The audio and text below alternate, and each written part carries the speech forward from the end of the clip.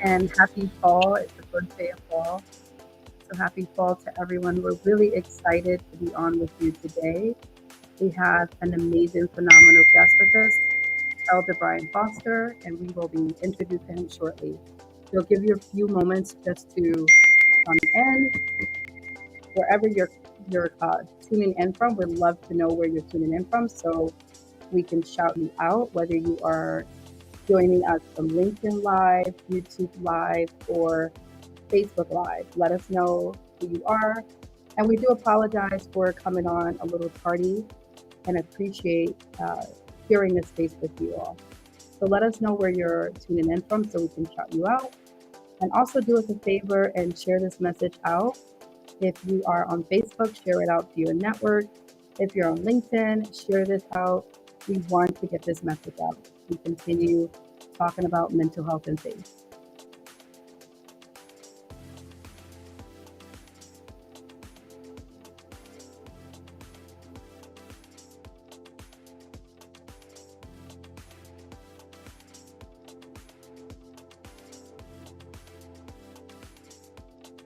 All right, let's get started.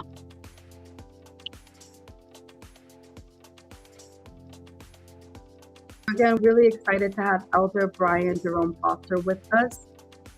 He is our guest for today, and we have been having really great conversation the entire month about mental health and faith. Today, we're going to dig deeper into the topic of mental health and faith with Elder Brian Jerome Foster. And I will give you a little bit about his background. He is a skilled psalmist and singer. Many may know him for his gift of singing, also a songwriter. He is a powerful preacher and also pastor of Deliverance and Worship Ministries, where he delivers the word of God with truth and power. So we're so excited to have you, Elder Brian, with us and for sharing this space with us. Thank you so much for being with us. Having me. It's an honor to be here. Awesome, awesome. So let's jump right into it. We've been talking about mental health and faith the entire month, and it's been getting a lot of buzz. In fact, this morning I recently seen a post in one of the groups I belong to, which is the National Association of Social Workers, and inspired by these videos, they actually posted something where they're looking to have their next talk on faith and how to talk about faith with clients. So people are watching and they're listening to the message, and I think it's resonating with so many people. Elder Brian, I also know that you grew up in church, so you have a lot of insight into what it means to be a young child growing up in ministry, and just navigating through ministry your entire life. Can you just Right. tell us a little bit about that experience? What was it like growing up in ministry and in church for you? I can. I was that young man that grew up as of the Lord. My mother being in preaching, a deacon that served faithfully. That's all that I knew. I mean, it would be accurate to say church before I knew I was in church, bouncing around in there. And one of the things, the reality of God, of Jesus, the necessity of relationship. But what was unique, I want to say about this ministry, we were really taught the expectation that God was all powerful being that existed on the He regularly in ways that would change the rest of their lives. Like, I remember we had a wall. I remember you would walk in the front of the sanctuary on the left hand side, all you crutches and all you used to do, or what was left behind after the miracle was not just taught, okay, God is real. Saw the lives of people change. You would expect every time you came into the house of God, you expect to be changed somehow. If you came in with a physical, the defining characteristics of the ministry was ministry that took place. This was my life. That was my expectation, and it became my definition of who God interacted with his people. That's so powerful. You said a lot of things, and I think it's really interesting how the way you depicted it, I could almost, and like, not that I'm a stranger to this particular church, because it's no secret for those that know us that we went to the same ministry growing up. But even if I Mhm. didn't, I'm picturing this image of what you're describing, and it's just so live. One of the things that resonates with me is when you talked about, that being your life. So almost like the way in which you were defined. And, just sort of thinking about how, in the world of mental health, we don't think about how sometimes individuals or clients, their lives and what they know is being in ministry and being in church. And so I'm wondering if you can, perhaps, I know you're not a mental health expert, but perhaps speak to mental health experts on why it's important, just that one piece on why it's important for clinicians and mental health experts to know that individuals that have strong faith, why it's important to know that and to engage them in the level of their faith. Okay, you're talking about from the aspect of the clinician. Yeah. If you were speaking to clinicians right now, what would you tell us? I'm one too. But if you were speaking to clinicians who are probably watching in this moment, what would you tell them in terms of the importance of engaging their clients, and the level of their faith, or just using faith? But honestly, what comes to mind, my own story. Um, so it's two things that are going on. It's really in one place, if I can say it like that. And grow up in God's house, and you hear who God is, and you see signs, and one is this what we call the life of holiness, that relation unto God. And so, to the best of your ability as a growing into coming through adolescence and then coming manhood, there is, I'll call it, there is a pressure that can exist in the sense itself, in the sense that if you are dealing with weakness, depending on the culture of that ministry, not necessarily feel comfortable acknowledging struggle mentally, emotionally.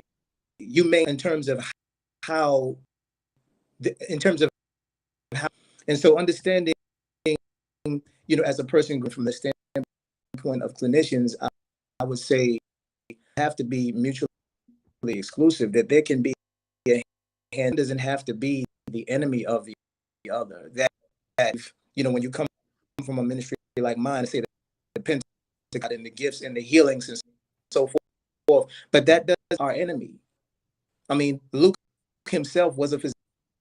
For the two to literally sit down, actually be helpful to one another when we prioritize the individual. So I would, who has aspirations in ministry and as people, is one of the things that actually, to be in ministry is to be in the business of loving people. You you have to acknowledge your strength. Also be honest about where you are not proficient with. Having a conversation with a clinician, even the counselor's wisdom is found. And so that we want, if I could stand as a representative who will impact local assemblies, need these conversations. We are not rejecting you with what it is that you have to say. And I believe I believe that lives will be significantly. Wow, that is so, oh my goodness, that was so powerful. You said so many wisdom nuggets that I was just jotting down as you were speaking, and some of them was acknowledging. So as clinicians, we don't have all the answers, right? We don't know. And our expertise is certainly, well, mine, I am a different kind of clinician because I happen to have an expertise in faith too. But for Right. those that don't, that may not be your expertise. And so perhaps you may not be comfortable talking about faith or engaging your client and conversations about their faith and sessions. But I said this in the last two lives, and I'm going to repeat it again. Spirituality is the most protective factor against risk for mental health. It is the most effective, according to research. So, as clinicians, we can't shy away from these conversations, and we can't put them, to the back and say they don't matter, because even as Elder Brian mentioned, it's the whole person. And another thing you said, Elder Brian, that I thought was so powerful is that we are in the business of people, which means we're in the same business, right? Clinicians, we're in a business of helping people. Pastors, we're in a business of helping people. So we're in the same business, but we have our own level of expertise. But it does require collaboration. It does require us coming together and, like you said, working together. And then you mentioned a lot of great examples in scripture where Jesus himself had people that were skilled in many different areas that was a part of his team that were known as his disciples, who later on became as the apostles. So I don't know when this started where we had to separate faith and mental health, but we got to start coming together. It is so important. One of the things I would say that I love that Mayor Eric Adams is doing is he's actually going around New York City and he's hosting these borough-based clergy discussions. And so he recognizes that in this world of trying to help people, right, and trying to fight crime and everything else he's doing, can't do it without the church. You can't do it without clergy. And so one of the things he's doing is he's getting peace ambassadors. These are all pastors throughout New York City to help him, to be a part of his team, because there is a recognition that we can't do this alone. We need each other to do it. Can you speak more to that? Well, well, absolutely. And what was coming to mind as you were talking, I think from the standpoint, how do I want to approach this? I would say, if I can say, from the standpoint of the clinicianalized, and their focus when they're sitting in front of that's on the knowledge and the skills that they have obtained. Their focus on this particular individual, a disadvantage been affected by in the church is that is man-made in church that has nothing to do with the Bible. Strong temptation when dealing with an individual's need to place greater emphasis on that as opposed to the soul. And so for the church to be strict, to be perfect, literally, I would liken it unto the sick are the ones that need the thing referred to as the great physician.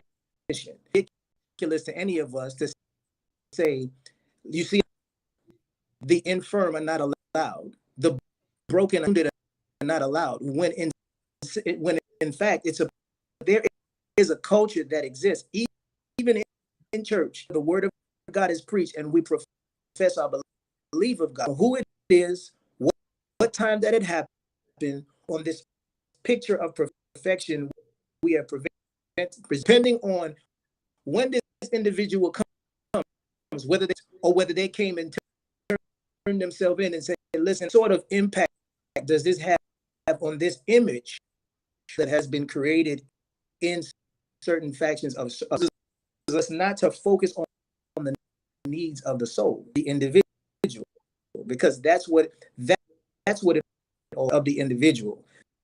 And even if that means of perfection gets side, and we say, well, listen, we have all sinned and come short of the glory. The church is not comprised of a perfect people, comprised of a redeemed people.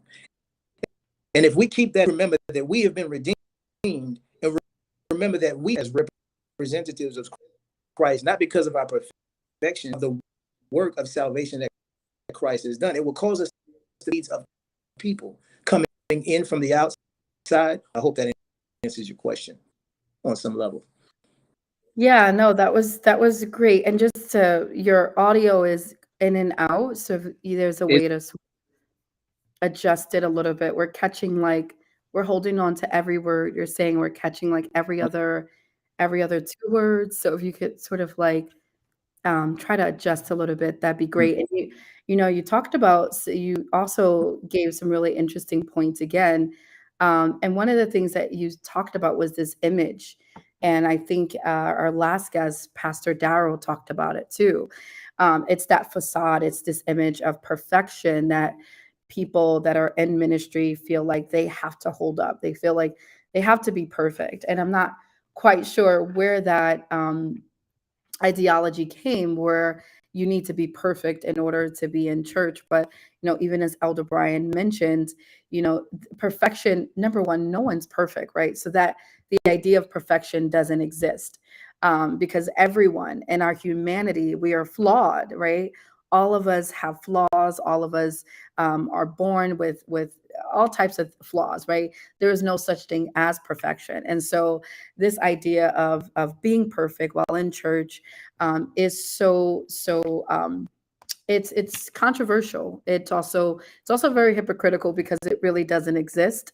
But again, the image, right? Talking about the image, but also the pressure of the image. So you got to hold this image up. You got to be perfect. You got to act like you got it all together, right? All these things that we sort of learn. It's almost like the culture. And as you mentioned, it's not something that's biblical per se, but it's something that is made by people, by man. It's almost like the culture.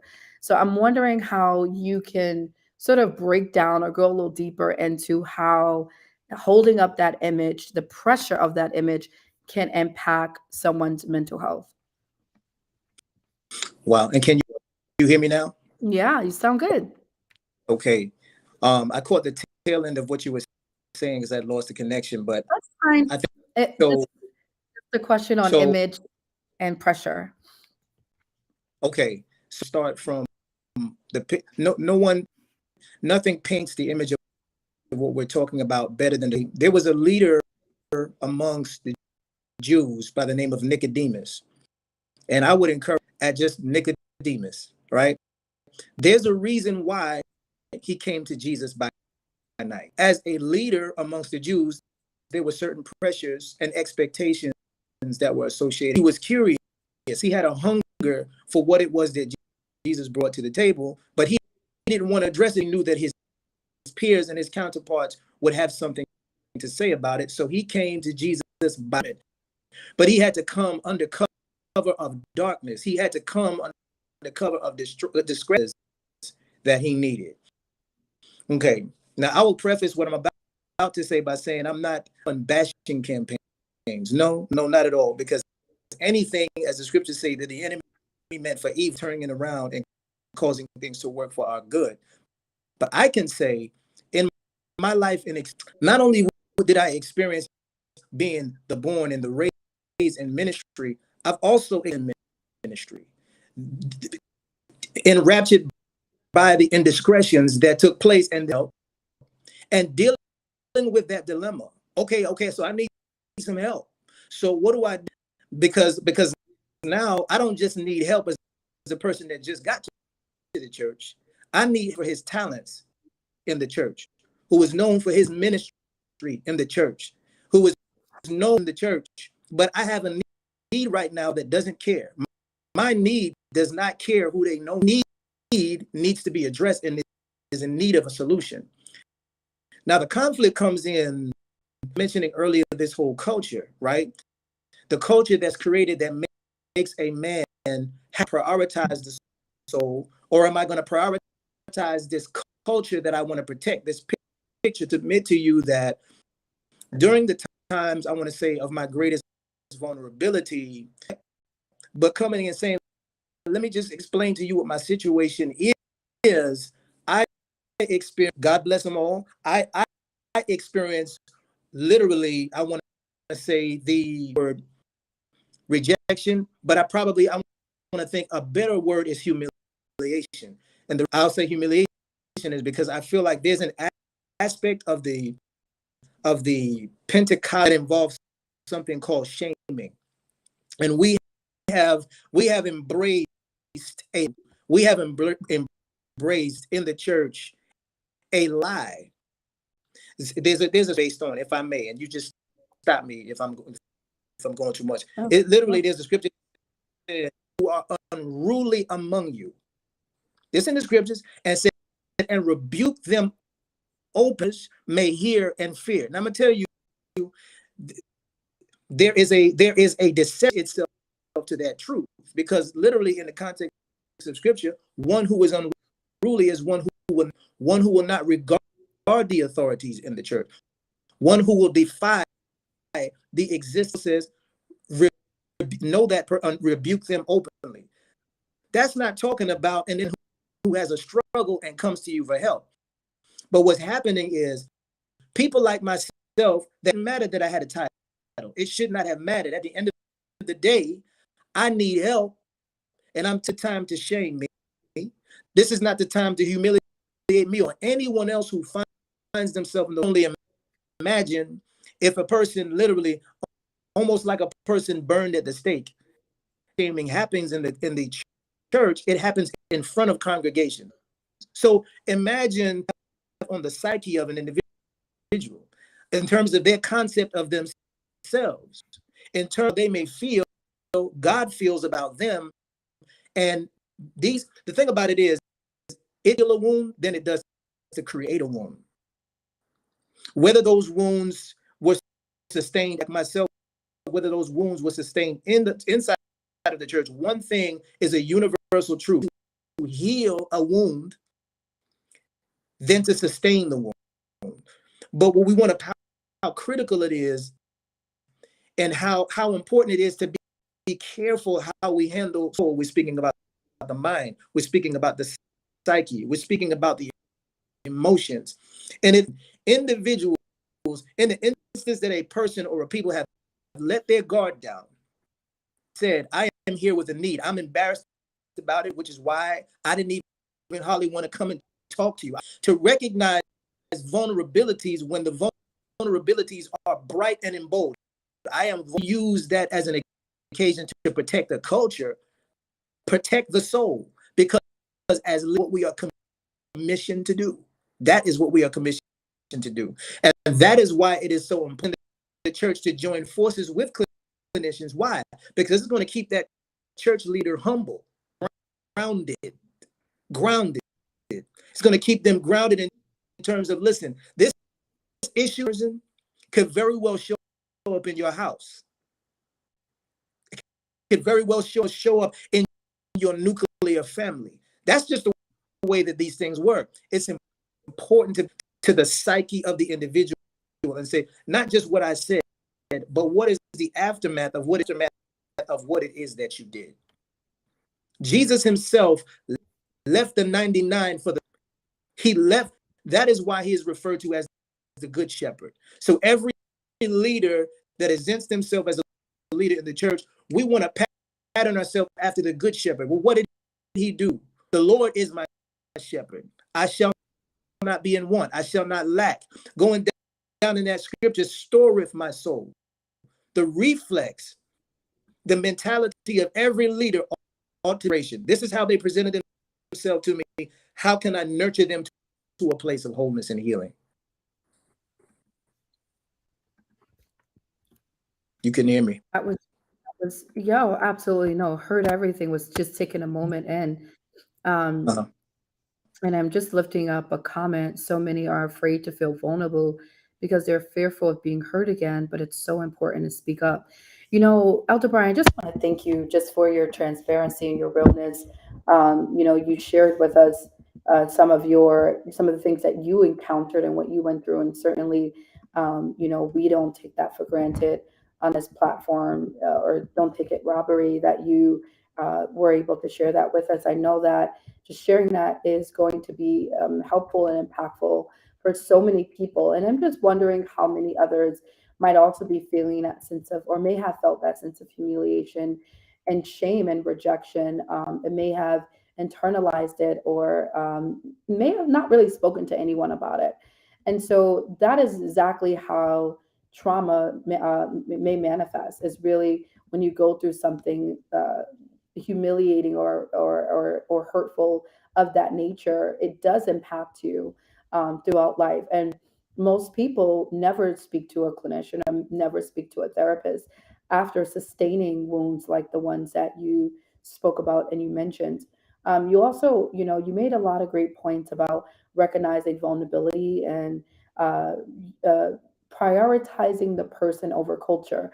And that for me is something that really, really stands out because, oftentimes we are very big on, and back into that image, on protecting the culture, when the question should be asked, who created the culture and why does it even exist? And is it even helping people, right?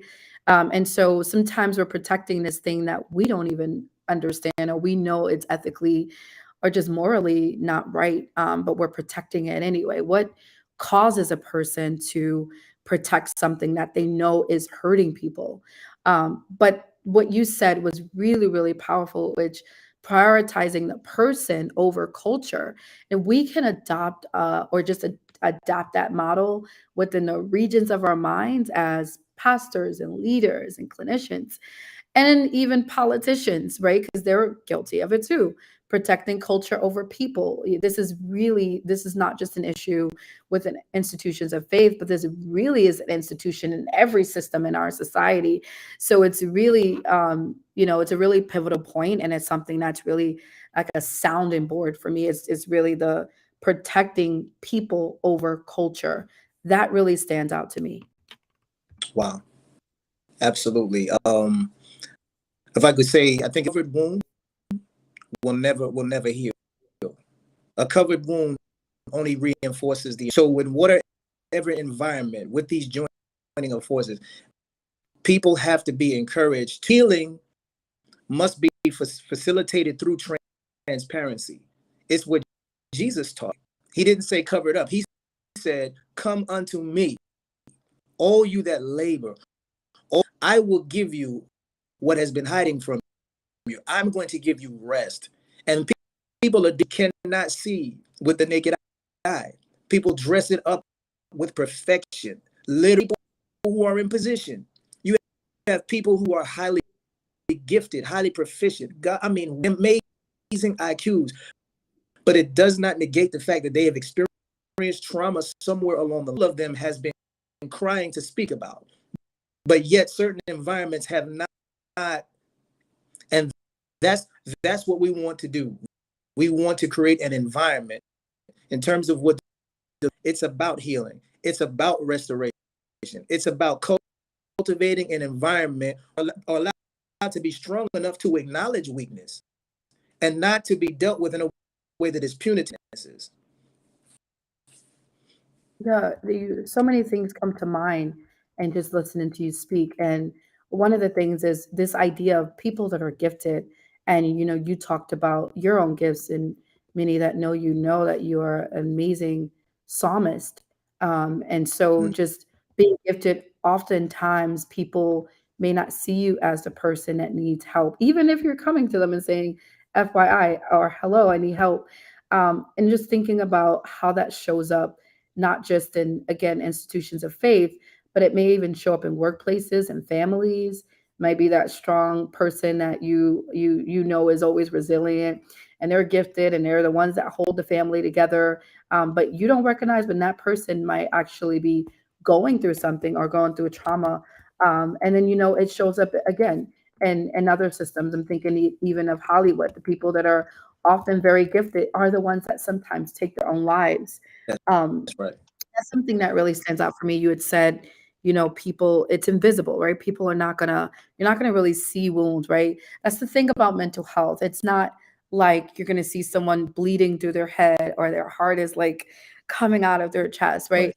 Not gonna see those physical signs. So they're so invisible, but it's why is it so important that, like you said, we adopt a culture that pays attention and that makes it okay to talk about these things and to lift these things up so that we're not walking around again with these facades and these images of perfection because they're unrealistic and it's not true. No one is perfect. Everyone is flawed.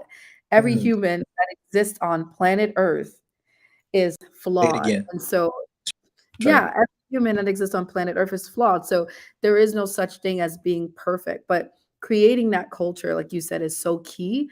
A culture and institutions of faith and everywhere where people say when they're not feeling okay and they're not judged and they're not humiliated and they're not rejected for their pain, you know. And that's the thing that we've been doing with mental health this entire for the entire last 2 months and we'll continue to do is we're destigmatizing.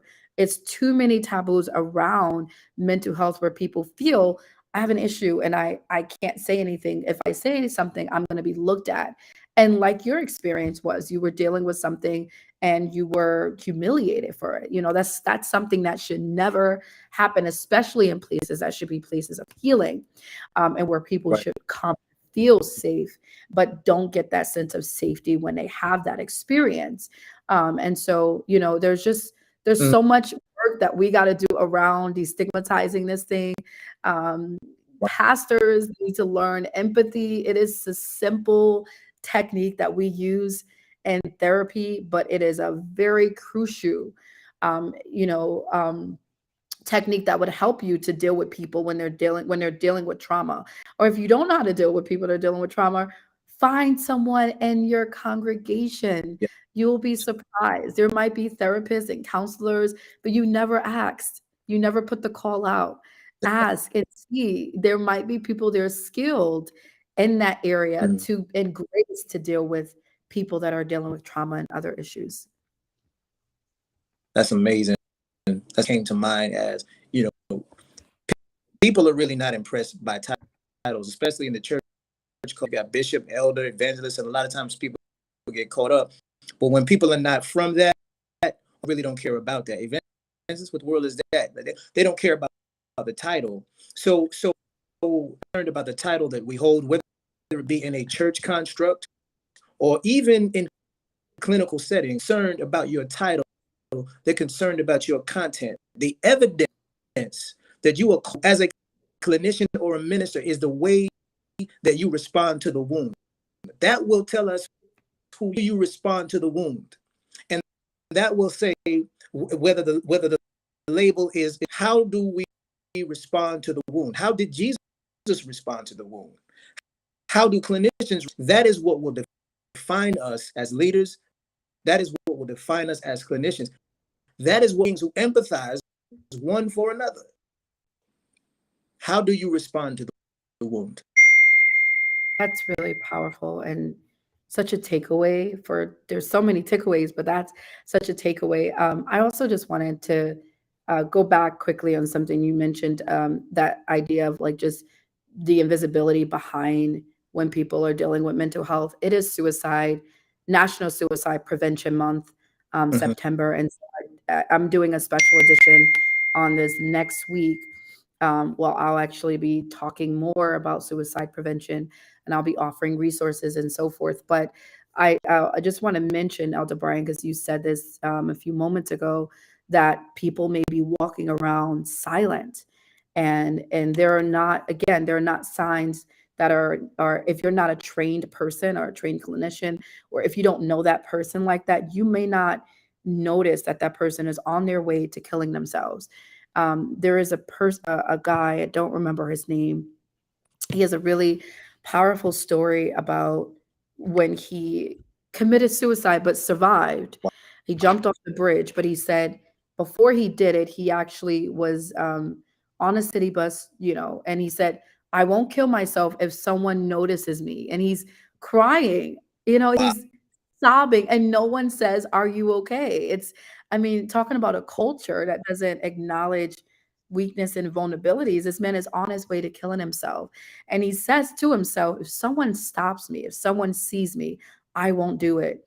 And, you know, no one stopped him. And he ended up jumping off the bridge. Was really interesting that this man says is he said the moment he jumped, he said he regretted it. I thought that was like, I said, oh my God. So many people might even kill themselves, but may not want to do it and may have regretted it the second later, but it was too late. And so, but That's how right. much can we do to stop it from getting to that point? If we can acknowledge people and just see them, if we can just treat, like you said, people the way they should be treated, help them with those wounds and not humiliate or Mhm. reject them or ostracize them for having a vulnerability. This is the culture that we've been living in, a culture That's that right. really does ostracize you when you're vulnerable. So it's not just in institutions of faith, it's in other places, but encouraging people, and I'm not saying go out there and start talking to everybody on the street, but if you see someone that's Right. sobbing next to you, I mean, are That's you right. okay? I do it, I do it. Use your discretion and don't just go talking to anybody. Hmm. But let's not do the business of being cold. Let's recognize people and see people, because that might just be what they need to save their life. I couldn't have put it any better. I draw from what you just said. It's concern, the impact of expressed concern. It is. It really is a fingerprint of the Lord upon us. His heart that beats within us, that we express of just concern. That's allowing brotherly love to continue. I don't have to know you personally, be a part of my church. You don't necessarily have to be a part of my family, but because God saw fit, I'm going to express this concern. If you show visible signs, of course, as you said, using discernment, so forth and so on. But for the most part, just allowing to the power of expressed concern. Express concern. I love that. Express concern. Those are some amazing takeaways. We're like 10 minutes over. We're just having so much fun diving into this topic. We definitely want to have you back, Elder Brian. You're such a jewel and a gift to this world, and your ministry has been impacting so many people online.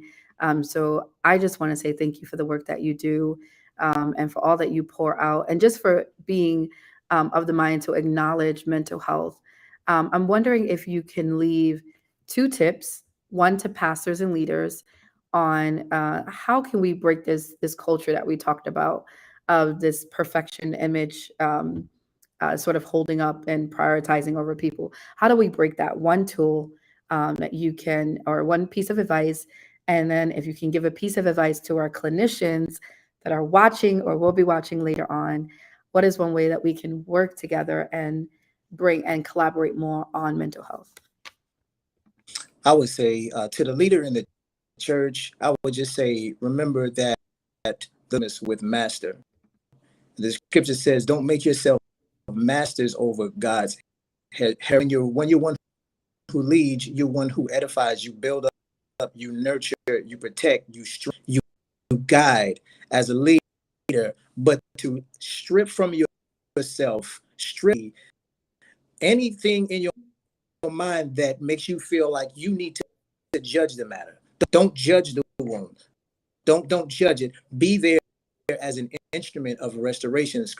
Spiritual restore such a one. If a brother be of a brethren, if a man be spiritual, for you who are spiritual, it says to restore. The second thing, to listen, to really listen. Just listen. Sometimes when people are talking, you really just don't know how much it took for them to eat, because of how long that wound has been buried. I would just say that, and then I would say to clinicians, listen, maybe we need you. We need your insight.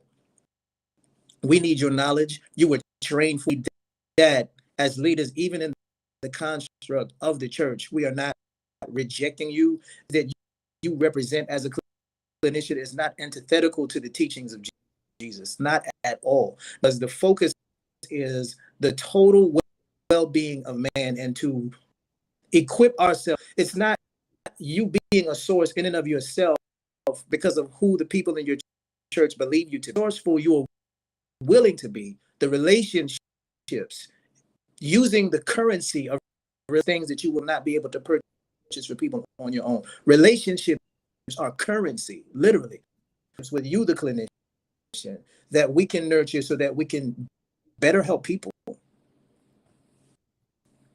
That was amazing. Thank you so much for those words of wisdom. And I'm sure those that are watching and will be watching later has gotten so much from this discussion. This was really rich. Leaders, pastors, we absolutely love you. And this is why we're doing these sessions, because we want you to be informed. There is a way, but we want to make sure the way that we are implementing and environments are such that do restore, as Elder Brian said, and doesn't judge wounds, but helps to restore people. Now more than ever, we're living in a time where people are in need of hope. People need hope. And that is what we know that you are in a business of providing people or giving people is hope to have a better life, hope to be healed, hope to overcome whatever it is that we are going through. And then to clinicians, we are learning, we are in this together. Elder Brian gave us some amazing nuggets. One of the things that I will highlight that he mentioned is that we are needed as clinicians. So we should not take the approach of separating or shying away from the conversation of faith because it's uncomfortable or because we don't know what to say. Let's explore this more. Let's dig deeper, perhaps some CEs or some workshops on tools or techniques where pastors may be able to come in and train us, and then we may be able to come in and train pastors. This is a collaborative effort, and we need each other to make it happen. So thank you all so much for tuning in and for listening. You can follow Elder Brian Foster at Deliverance and Worship on Instagram. So his tag should be up there. Elder Brian Foster, do you provide any counseling or if anyone's in need of prayer, can they reach out to you? Is there a way for them to contact you? Definitely, different ones that might want to reach out. No things really established in terms of what is in the works, but I'm open to anyone reaching out to me who has a need for prayer, anything of that. I'm definitely available. Awesome. Thank you so much, Elder Brian. Well, we appreciate you so much. And thank you so much for sharing this space with us. We definitely want to have you back on, perhaps for our mental health and racism segment, which will be in November. We might be asking you to come back on and give us some insight as to what the experience has been as a Black man. Whole nother subject. But we're excited that you're with us and we consider you part of our iRaise family. Thank you so much, Elder Brian. Thank you all. Thank you so much. Of course, and thank you all for watching. Please share this message out to as many people as you can. We want to continue getting the word out on mental health and faith. We'll be having 2 more sessions on this next week on Tuesday, September 26th. And then our last will be next week, Thursday, I believe the 29th of September, where we'll be talking to Elder Bishop Darrell Bryant. So we're really excited about that. And then again, I mentioned this earlier, but I'll be having a special edition on suicide prevention on September the 30th, the last day of September. Remember, is National Suicide Prevention Month. So please, this month, pay attention to people. If you don't know the signs, look it up. We're going to be sharing resources out to our community, and you can subscribe to our listserv. If someone can put it into the chat box, how people can subscribe, we'll be sending out those resources to you. It's important for us to all know about mental health because it really is all of us. Thank you again all for watching, and we'll see you again. Have a great day.